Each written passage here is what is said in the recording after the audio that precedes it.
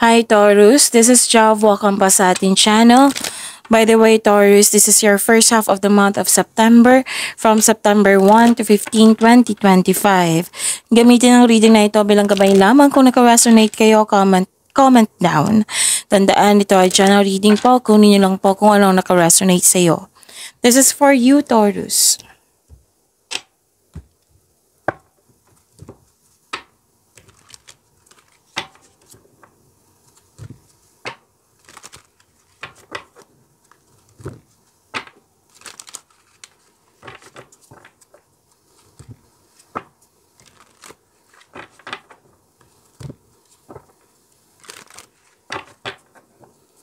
Para po ito sa iyo, Taurus, ngayong September 1 to 15, 2025.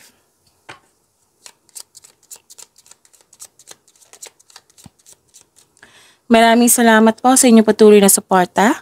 Sa mga nag-donate, sa mga hindi nag-skip ng ads, maraming salamat po. Sa mga hindi pa nag-subscribe, subscribe na po kayo at click bell notification para malaman nyo na may bago tayong video. Para sa mga gustong magpa-reading, comment po kayo ng personal reading. Again, comment kayo ng personal reading and check my reply sa comment section.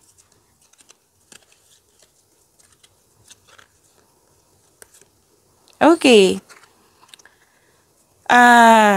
Taurus, nakita ko dito may biglaang pagbabago po. May asikasuhin kayo sa malaking building. Oo, importante yung asikasuhin. May solusyon sa inyong problema, may sagot sa inyong mga katanungan. Pwedeng balik-aral kayo, pwede din na self-study din to, na nagbabasa kayo ng libro, newspaper, or sa internet para may makuhang learnings and clarity. May malalaman kayong sekreto po.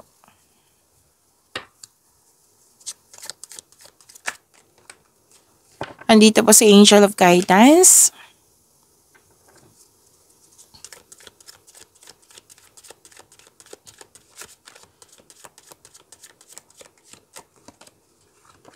So this is your energy, Taurus.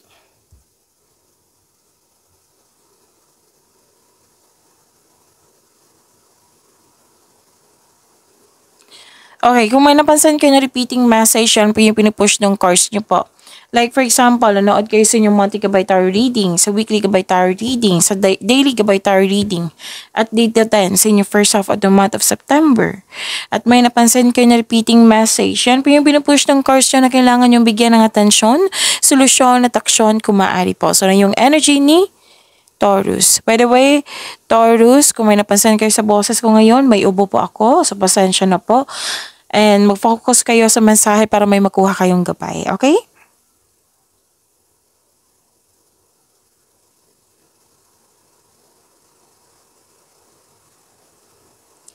Okay, to attract more blessings, let us say the power of affirmation. Let us say, asan dito si Angel of Guidance. Let us say, I look ahead and focus on my goal. Again, I look ahead and focus on my goal. Kung sa Tagalog pa, okay. Nakatuon ako sa aking layunin. Nakatuon ako sa aking layunin.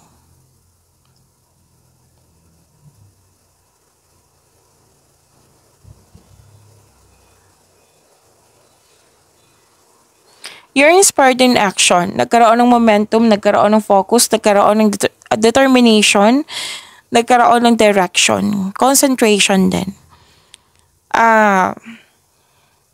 Sabi ng card dito, lalo na sa career and money nyo, to achieve a success in career and money, kailangan mo mag-focus. Comes with determination and clear intention. Magawa kayo ng konkretong plano. Umuwi kayo ng successful. This is also means traveling.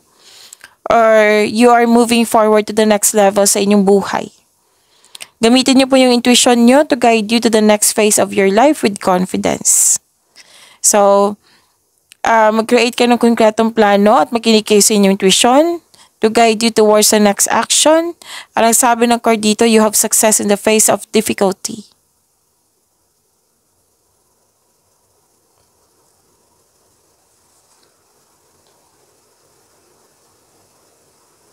Okay, this is nagmuni-muni kayo ngayon, nag-iisip ng mga plano, pangarap sa buhay, nag-iisip ng mga desire sa buhay. Pwede din pumipili kayo kung sino yung taong genuine sa'yo. Marami kayong ideas, nabibigyan mo siya ng agarang aksyon. May plano din kayo na magdagdag investment para magkaroon ng financial growth. Ilan sa inyo, pinagigihan nyo, naging mas masipag kasi gusto nyo mo ng promotion.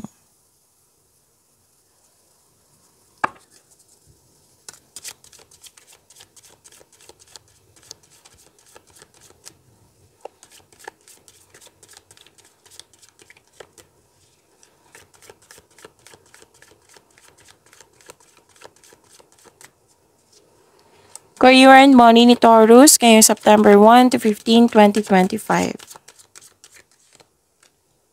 Andito pa si Angels of Commitment.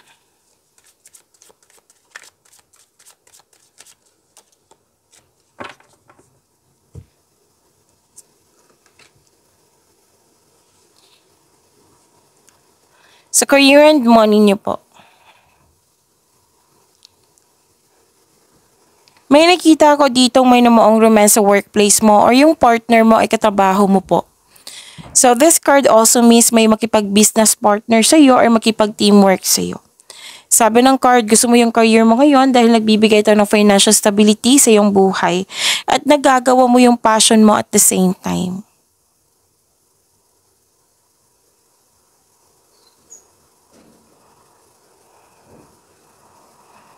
Nakatanggap kayo ng malaking blessings at naging generous kayo. You're sharing resources po.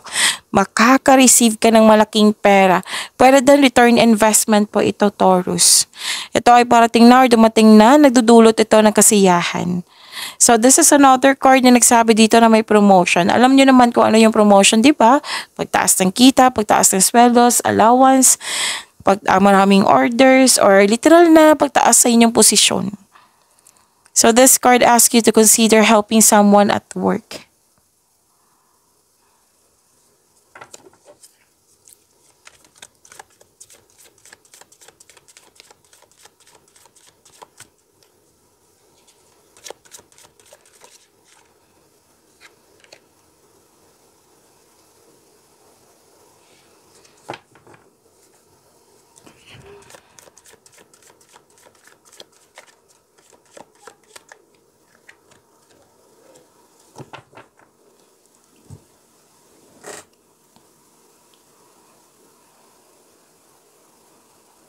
Okay. May celebration po ako nakikita dito. Sa mga single, maaaring makatagpo ka ng new partner through friends or through celebration. Para sa mga marelasyon sa buhay mag-asawa, may date kayo or group date. Maaaring monthsary ito, anniversary, birthday, or achievement po na na-fulfill nyo. Kaya nag-decide kayong i-celebrate ito. So this celebration, this togetherness, this is also means a stress reliever. So, pasensya na po. This is also means a stress reliever po. Okay?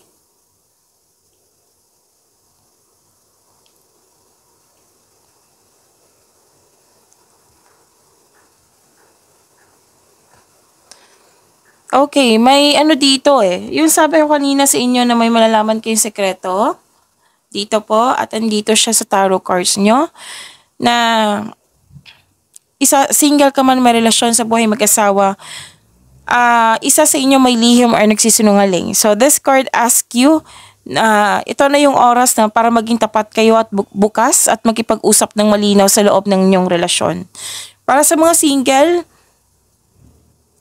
nalaman mo yung taong may hindi totoo sa iyo.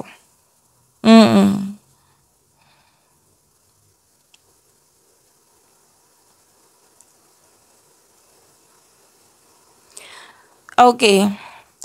Dalawang card po mismo nagsabi dito sa mga single na matatagpuan mo yung bagong pag-ibig through friends talaga. Na nag-clarify dalawang card mismo nagsabi dito. Or through activities nga. Yung celebration, any kind of celebration. Sa mga relasyon sa buhay mag-asawa, may travel plans or magbakasyon kayo. May gathering may gathering or magpa-participate kayo ng group activity.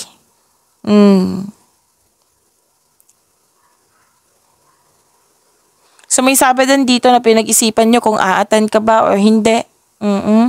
May sabi din dito na ang ilan sa inyo umiiwas ng away or confrontation para hindi magkaroon ng away. Oo, umiwas para hindi kayo mag-away.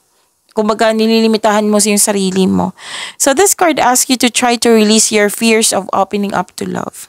Pag-imanin niyo po yung blessings sa binigay sa inyo. Oo. Taurus, see you tomorrow. Maraming salamat po.